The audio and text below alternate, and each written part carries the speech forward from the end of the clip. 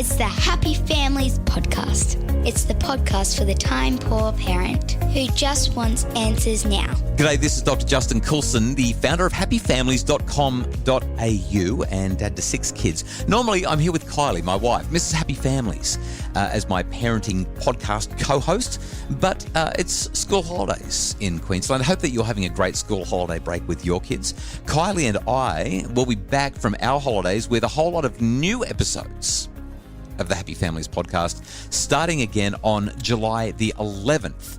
But for now, some highlights from recent Happy Families podcasts. You might have heard of free-range parenting. Lenore Skenazy had a conversation with me about free-range kids on episode number 237 of the Happy Families podcast. Lenore is the president of Let Grow. It's a non-profit promoting childhood independence and resilience. She's the founder of Free-Range Kids, and she made the news years ago after letting her 9-year-old catch the New York subway home alone. She ended up being dubbed America's worst mum.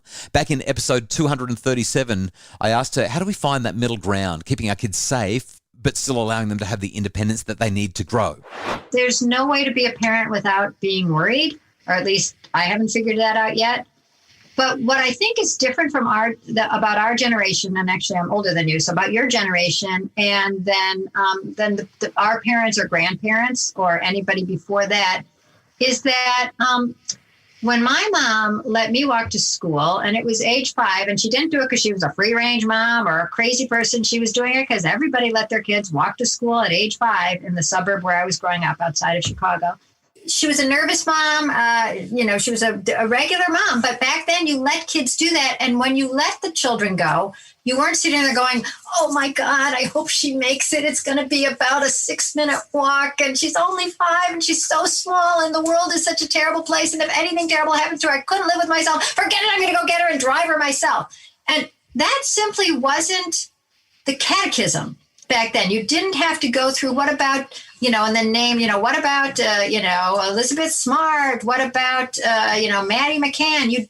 You weren't thinking that a normal mom, a normal good mom, should be thinking about the murder of their child every time the child was out of their sight, or the death on the bike, on the walk, so that is new. And it feels normal because it is normal to worry, but I feel like these new extravagant worries are superimposed on us by a culture that I've seen up close, in part because of the question that was asked of me. I let my son ride the subway. Okay, most interviewers at the very beginning, and I'd say the very beginning for the first 4 years, I would say, were saying, okay, he had a good time. You're proud. He's elated. He feels grown up. Great. That's all great. But what if he hadn't come home?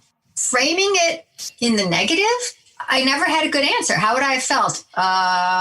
Funny you should ask. I'd feel great because I don't have to feed another kid. I mean, there was like no normal answer that you could give to that question other than, this is how I'd feel. And in a way, this is what they were trying to make me feel. They were trying to take a positive story and turn it back into the story that television loves, which is he never came home. So the fact that he did come home, okay, let's ignore that and think about how terrible a mom she would have been if that had happened. And why wasn't she thinking that way? You're always supposed to be thinking in this extremely dark, dystopian way about your kid if they're beyond your sight. And that's what's new. And I feel like it's superimposed by questions like that. When an interviewer would say, well, how would you have felt? It's like, how I feel. I would feel lower than hell. Okay. But why are we talking about it? Why can't we celebrate when a kid does something normal that I'd say, most 9-year-olds could do if they felt like it? That is Lenore Skenazy, the president of Let Grow and the founder of Free Range Kids, on episode 237 of the podcast. You might like to listen to the entire episode. You can go back and find it, episode 237 on the Happy Families podcast. Your daughter just walked by, eyes glued to her phone, expression unreadable. You ask her to put it down, but she balks. You know it's not good for her, but you're not sure why or how to support better choices.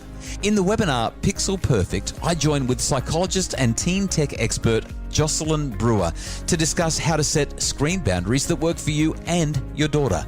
Check out Pixel Perfect now on the Happy Families webshop.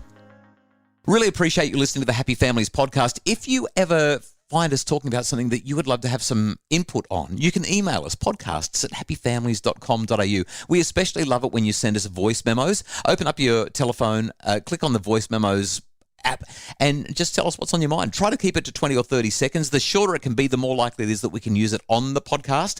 Podcasts@happyfamilies.com.au. Send us your voice memos. We would love to have your voice as part of the Happy Families podcast, which is produced by Justin Rulham from Bridge Media. Craig Bruce is our executive producer. And if you'd like more info about making your family happier, visit us at happyfamilies.com.au.